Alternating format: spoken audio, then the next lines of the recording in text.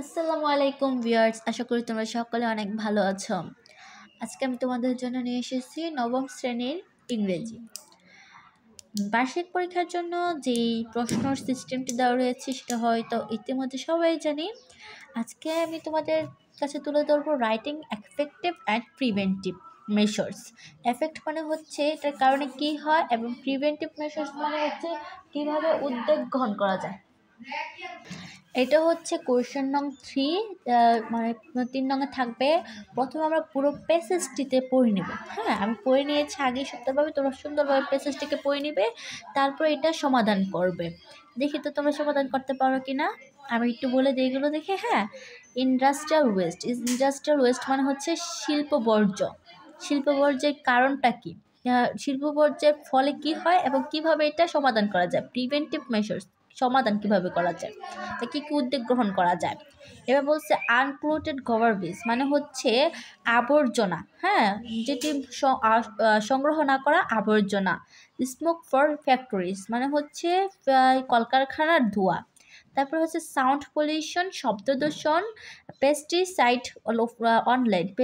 অনলাইট মানে হচ্ছে কীটনাশক ব্যবহার।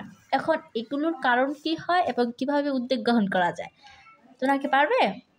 দেখে তো পারো কিনা। তোমরা যারা যারা পেরেছে অবশ্যই আমার কমেন্ট বক্সে এসে বলে যাবে। এখন আমি তোমাদের জন্য উত্তর নিয়ে এসেছি। এগুলো হচ্ছে উত্তর। এখানে বলা হয়েছে ইন্ডাস্ট্রিয়াল ওয়েস্ট মানে হচ্ছে শিল্প বর্জ্যের ফলে কি হয়, ওয়াটার পলিউশন। শিল্প বর্জ্যের ফলে কি হয়, ওয়াটার পলিউশন। তারপর হচ্ছে আনক্লোটেড গভারবেজ মানে হচ্ছে অসংরক্ষিত বা অসংগ্রহ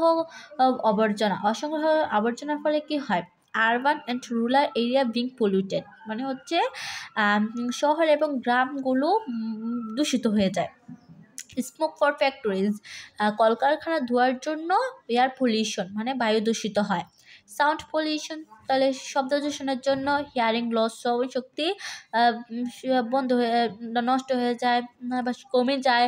হেডেক মাথা ব্যথা, হাই প্রেশার, উচ্চ রক্তচাপ তৈরি হয়। তারপর পেস্টিসাইড অন ল্যান্ড মানে কীটনাশক ব্যবহার। সয়েল পলিউশন মানে হচ্ছে মাটি দূষিত হয়।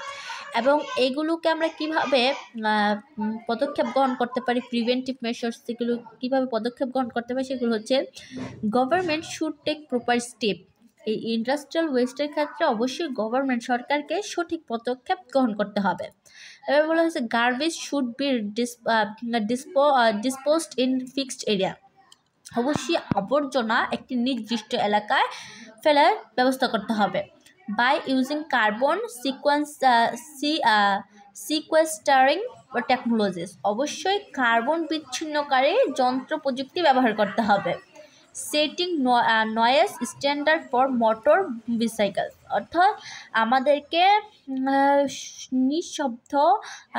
নিঃশব্দ যন্ত্র ব্যবহার করতে হবে। মানে শব্দ হবে কিন্তু অতিরিক্ত যন্ত্র নয়, যে শব্দ নয় যেটি আমাদের কানের, মাথার এবং রক্তের জন্য ক্ষতিকারক। By limiting the use chemical fertilizers, অর্থাৎ কীটনাশকের ব্যবহার সীমিত করে দিতে হবে। এ হচ্ছে causes, effect and preventive. Okay, আশা করি তোমরা এটা বুঝেছো। এটা খুবই গুরুত্বপূর্ণ আসতেও পারে। এরপরে আমি তোমাদের জন্য আরেকটা দেখিয়ে দিচ্ছি। এটা হলো লোডশেডিং সম্পর্কে। আসলে আমরা লোডশেডিং সম্পর্কে অনেক কিছু জানি। এখানে লোডশেডিং সম্পর্কে রয়েছে, দেখে নেবে তোমরা সুন্দরভাবে। আশা করি তোমরা এটাও পারবে।